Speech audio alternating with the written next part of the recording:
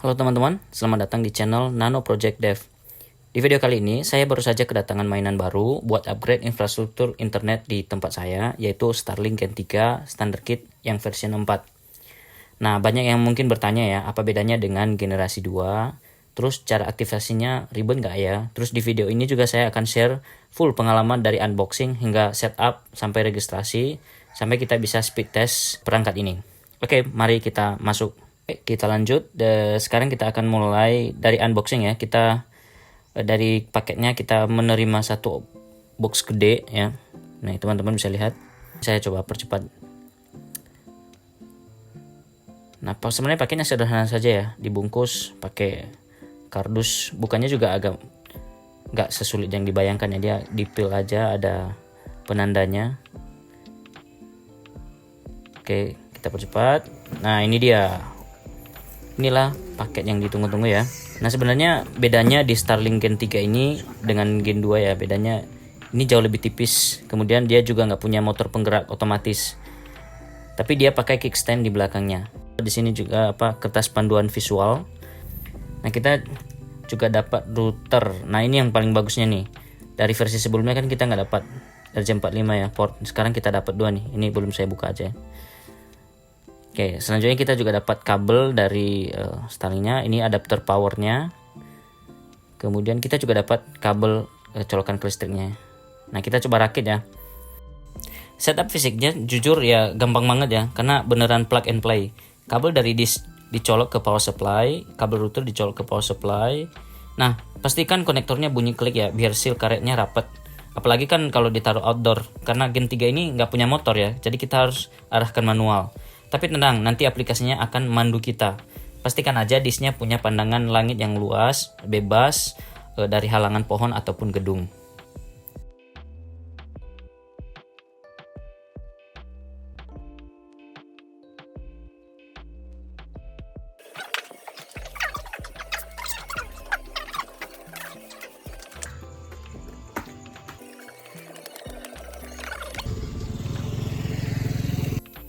Nah, sekarang kita masuk ke bagian teknis. Pertama, aktivasi. Nah, pertama setelah dicolok ke Starlink, lalu connect. Nah, kita buka aplikasi Starlinknya, kita download dulu di Play Store atau App Store. Nah, di sini kita juga diminta login, masukkan akun yang dipakai saat beli unitnya.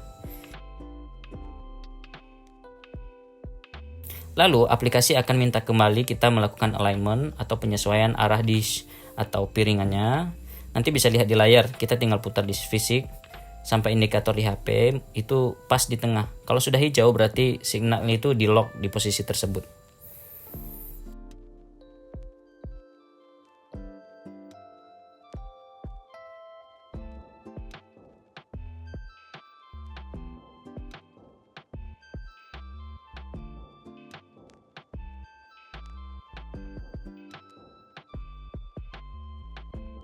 Ada loading. Nah, ini tidak saya skip ya, supaya teman-teman yang juga beli juga punya experience yang minimal mendekati lah seperti yang saya rasakan. Saya juga sampai di tahap ini deg-degan juga, belum tentu ini berhasil toh. Harganya mahal, gimana kalau nggak berhasil.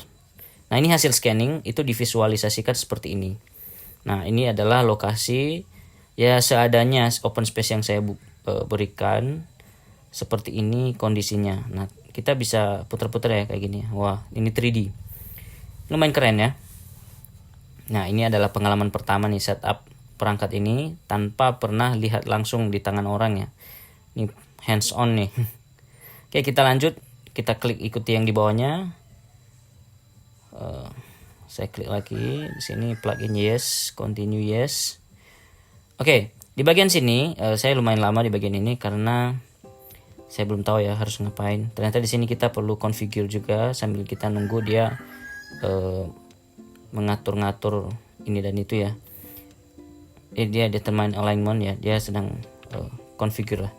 Ini saya coba sign in. Sepertinya saya gagal ya di sign ini.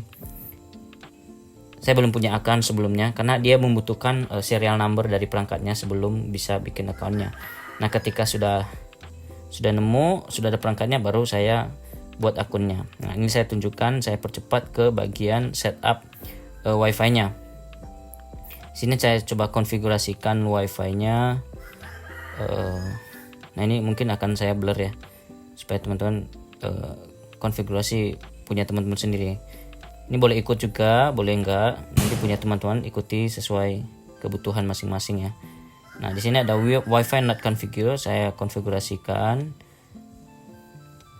Setelah itu dia applying setting ini, kemudian saya connect lagi device saya konekkan lagi. Saya menggunakan perangkat iOS dari perangkat Apple. Jadi saya connect lagi ke wifi yang baru saya buat. Setelah itu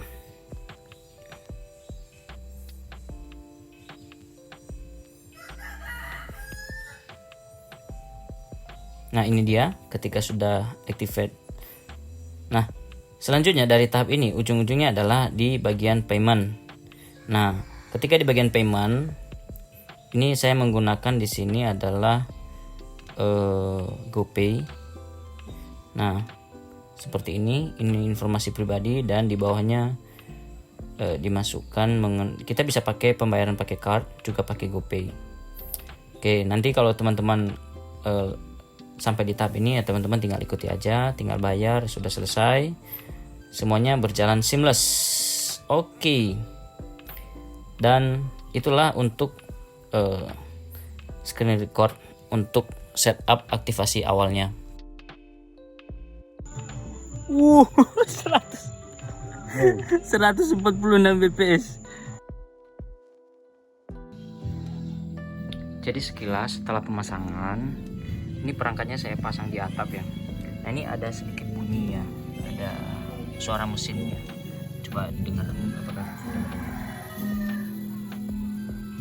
mungkin akan ketutup musik tetangga gitu. Tapi penampakannya demikian setelah saya install, dan inilah kondisi cuacanya ya, sedang mendung sebenarnya kondisi langitnya. Di sana kabelnya saya arahkan routernya di ruang tamu yang saya coba tunjukkan.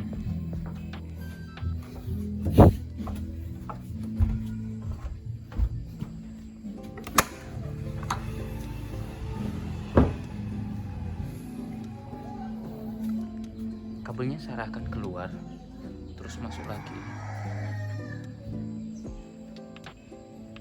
Routernya di sana. Ini saya coba pakai satu kabel LAN yang eksternal ya, buat saya arahkan nanti ke perangkat Mikrotik hub light saya punya di sini 941ND. Nah saya rakit begini, dan coba kita tes kecepatannya.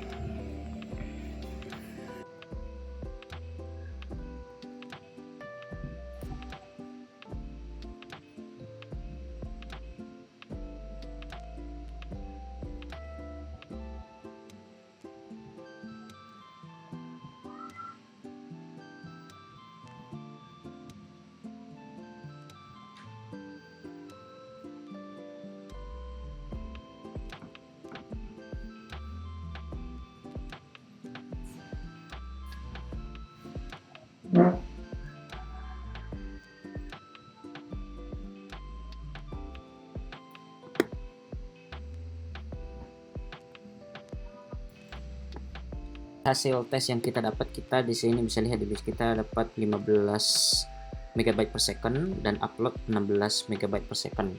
Nah ini secara angka memang tidak terlihat wah banget ya, tetapi melihat kondisi saya tes ini adalah tanpa kabel juga, ini full menggunakan wifi, dan ya ini memuaskan lah untuk angka sedemikian, karena kalau dibandingkan dengan provider lain atau provider yang mengandalkan ATS ya, atau yang tower ya untuk pemancar, ini benar-benar tidak bisa dikalahkan ya. Ini sangat bagus dan sangat membantu untuk daerah pelosok ya. Kita cuma bermodalkan listrik, kuotanya subscription-nya dibayar, kita bisa dapat kecepatan internet seperti ini. Nah untuk proyek-proyek berikutnya kita sebenarnya bisa expand ya untuk range jangkauan wifi-nya yang di hotspot yang dilayani itu bisa dengan menggunakan router. Nah nanti saya rencana akan bikin nano project berikutnya untuk expand range-nya menggunakan Mikrotik dan tentunya dengan user manager. Nah, sehingga orang bisa menerima service dari internet ini dengan gampang gitu ya dan termanage. Oke, jadi itu saja kesimpulannya, dan ini sangat worth lah untuk di cost yang sedemikian besar ya. Saya menggunakan yang residensial dengan untuk link pembelian nanti juga saya akan sertakan. Nanti teman-teman juga bisa cek sendiri dan bisa timbang-timbang mau pakai yang mana ya.